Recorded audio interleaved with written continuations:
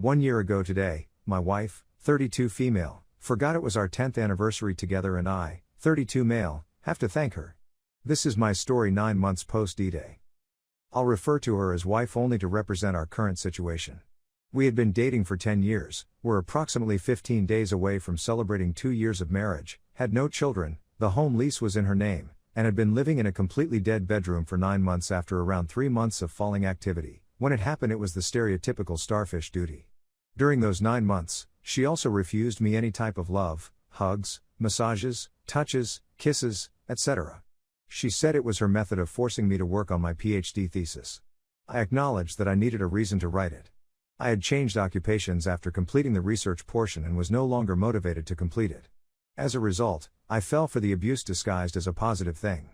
I attempted to push through, and every spare minute I spent in front of my computer attempting to complete the thesis, whilst she spent her time watching TV, using social media, or messaging and contacting her friends.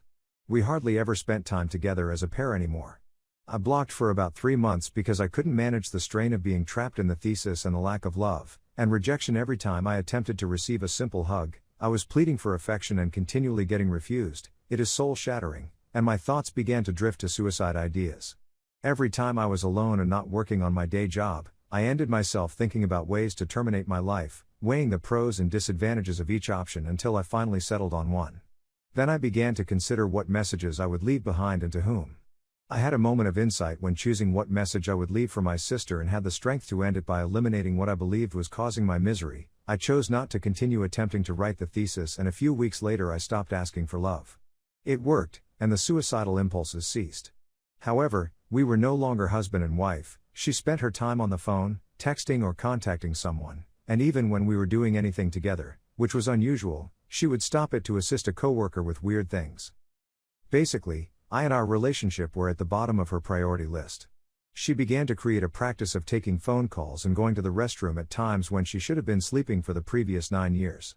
She began going out on weekends with her female friends and coworkers to catch up and talk, which would be dull to me and I wouldn't like, so she went alone. She planned meals followed by long chats in the parking lot, her explanation for coming in the early hours of the morning, with her coworkers, who I didn't know about, and went without me because I wouldn't fit in or because I was visiting my parents in my hometown.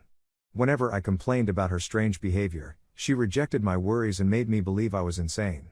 When she needed me, she might be kind, but as soon as she didn't, she'd start mistreating me again. The only 2 weeks in those 9 months when she was lovely and tricked me into believing we were back to normal, no but some tenderness, were when she requested me to work on a chapter of her PhD thesis. It had to do with programming and she has no clue about it. Anyone with half a brain can see that I was being used and abused left and right, but I couldn't see it at the time. Even if you told out every flaw in our relationship, I wouldn't acknowledge it. And if you even suggested she may be cheating on me, I'd be furious. Today marks 1 year when I first opened my eyes. We were on vacation on a gorgeous Mediterranean island, and I was certain we were celebrating our 10th wedding anniversary. Yes, we were in a rough patch. To be fair, our relationship was already dead, but I could see it at the time. But she always made a point to celebrate all the dates, and gift exchange was really important to her. By the way, I'm not that into exchanging gifts, and I've disappointed her on that front before, but for the 10th anniversary I had gotten her something special and never thought she would let it pass her by despite our recent struggles. So the day arrived, and I proposed going out to supper instead of dining at our apartment, as we had been doing the previous days. She began chastising me because it was a stupid thing to do. Why would we waste money when we could eat perfectly well at our apartment? I told her it was a wonderful day, but I didn't tell her it was our 10th wedding anniversary. She had apparently forgotten why that day was significant. At the end of the day, I hid her gift under her pillow, hoping that when she discovered it, she would remember what made that day so memorable. She discovered it but was perplexed as to why I handed it to her. It was not usual for me to give her gifts out of the blue. Then I realized she'd completely forgotten about it. It may seem little in light of everything else, but when she forgot about it, I was wounded and broken, even more than I was before. Although if you asked me at the time, I didn't believe I was broken. We may have a few minor issues, but everyone does, right? Foolish me talking. On that day, I decided to seek assistance and begin IC, without her knowledge, in order to overcome what I believed was our major issue, our lifeless bedroom. I was so wrong back then.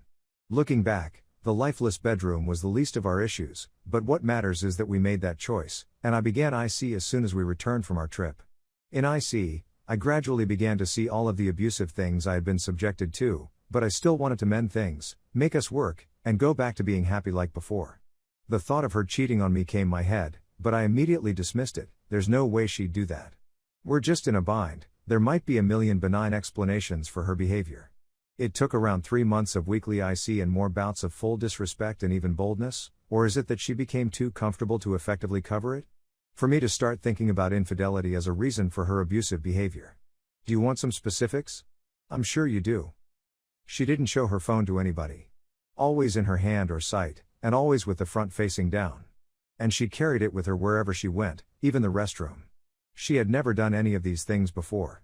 Whatever we were doing together, no romantic stuff, remember dead bedroom, she would pause to respond to a coworker in order to assist him at a more stressed and hectic moment. Today he needs my assistance, tomorrow I may require his assistance. That was her justification. On my birthday, we went out to a club, back when there was no COVID-19, with a couple of my old, and they became her, pals. She was continually texting on her phone and even answered a call around 3 a.m. stating it was her female friend Emily, false name, but I discovered out early in the conversation that she was lying and she wasn't talking to Emily. Who the phone's anybody at 3 a.m., much alone a married couple? Why would you answer that phone call? Why would you make up a story about who it was? Why are you on the phone for an hour with this unknown individual at 3 a.m.?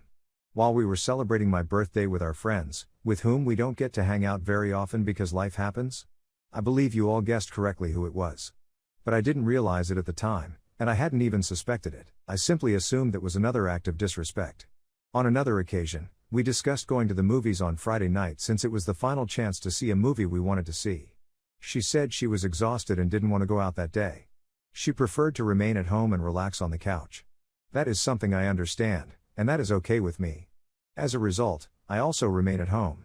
After dinner, she receives a call from a male coworker, the same as the previous calls, and agrees to meet for coffee and chat about some upcoming changes in their departments. It hadn't even been an hour since she declared she was too weary to go out. I told her I wouldn't sit home while she went out after ruining our plans, and that I would go to the movies anyway. I know, not the reply you were anticipating, but trust me, I could have completely stayed at home and not had any fun. That was how I discovered a way to experience some of the pleasure I had intended. Who exactly are you, me from the past? Of course, she instantly changes into a lovely summer dress, very simple to pull up, if you see what I mean, and follows him. Yep, he picked her up near our building. No, I did not see him. Yes, I was a moron. I was irritated by the disrespect, but cheating was at the bottom of my list of possible explanations. When I go home from the movie, she isn't there. I dialed, but no one answered. I called again, but there was no response. I sent her a text message. This is not the time for a female to be out, she responds, I'll be home in half an hour. Stay tuned for the next part.